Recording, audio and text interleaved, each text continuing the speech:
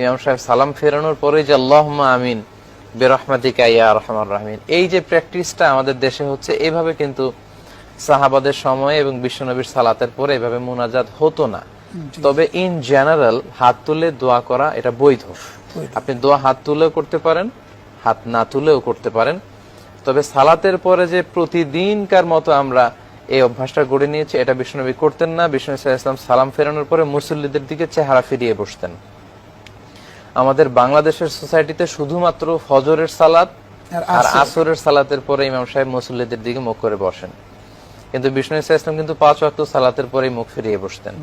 আরব বিশ্বেও আমরা দেখেছি, আমি মিশরে পড়াশোনা করেছি, মালয়েশিয়াতে আমি এখন পিএইচডি করছি, ওখানেও কিন্তু আমরা দেখি যে তারা সালাতের পরে মুসল্লিদের দিকে চেহারা করে বসেন, এবং মুসল্লিদের দিকে চেহারা করে বসার পরে বিষ্ণু ইসলাম লম্বা সময় তাসবিহ পড়তেন।